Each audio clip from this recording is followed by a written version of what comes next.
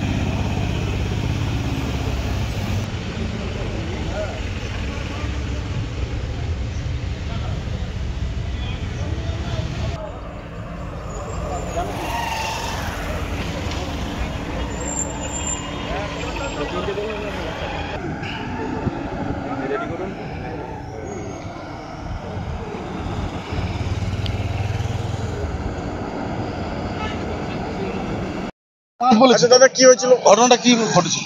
ঘটনাটা বলতে গেলে যে এই গাড়িটা আমরা যখন অ্যাক্সিডেন্ট শুনলাম, একটা লোকে যে মোটরসাইকেল নিয়ে বললে, চার দোকানে বসছিলাম যে একটা অ্যাক্সিডেন্ট হলো, দুধ বিশাল দেখা যায় না একটা অ্যাক্সিডেন্ট।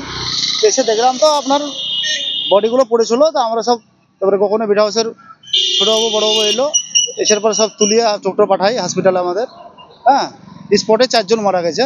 তার হসপিটালে কজন মারা গেছে সেটা আমরা এখন জানি না, সে রিপোর্টটা এখন খুব পাইনি গো।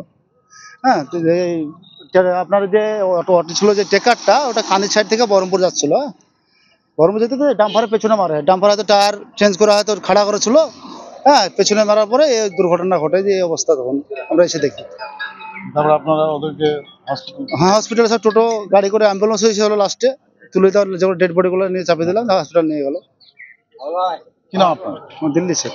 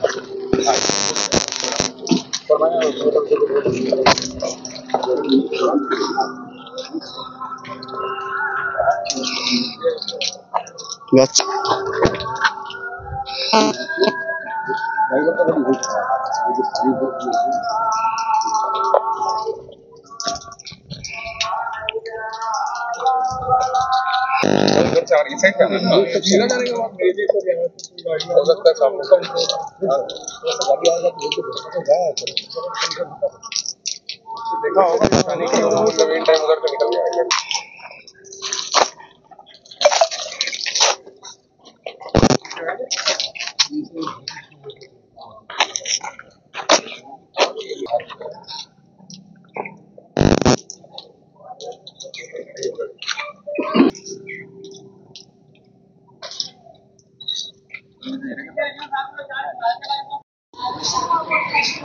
এরা টেকারের যারা ছিল তাদের শোনা যাচ্ছে বেলে বোলতুলিতে কোথাও স্নান টান করার ব্যাপার থাকে, সেখানে এরা স্নান করতে গেছিল, স্নান করে ফিরছিল। হরিহর পাড়া রুকুনপুর বোধহয় এদের বাড়ি। এরা পাড়া হাউসের ওখানে একটা ডাম্পার দাঁড়িয়েছিল, টেকার নিয়ন্ত্রণ হারিয়ে গিয়ে পিছনে ধাক্কা মারে, 4-5 জন সঙ্গে সঙ্গেই মারা যায়। আর আরও হয়তো সবাইকেই পাঠানো হলো, 22 জন টোটাল ছিল, সবাইকেই বহরমপুর হসপিটাল পাঠানো হলো। এখনও হয়তো 2-3 জনের অবস্থা খুবই খারাপ, হয়তো 2-3 জন আরও আশঙ্কাজনক অবস্থায় রয়েছে, তারাও হয়তো মারা যাবে।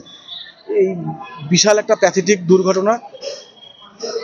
22 জনের মধ্যে 2-4 জন হয়তো সুস্থ বা কম হয়েছে, বাকি সবাই ইনজিওর্ড, সবাইকেই হাসপাতাল পাঠিয়ে দেওয়া হলো। এইটুকুই আমার কাছে, যেটুকু আমরা হাসপাতালে এসে দেখলাম। হাসপাতালে এখন পর্যন্ত 5 জন মারা গেছে, আরও 2-3 জনের অবস্থা খুব খারাপ। আপনার কি নাম? আমার নাম সাহেব চক্রবর্তী।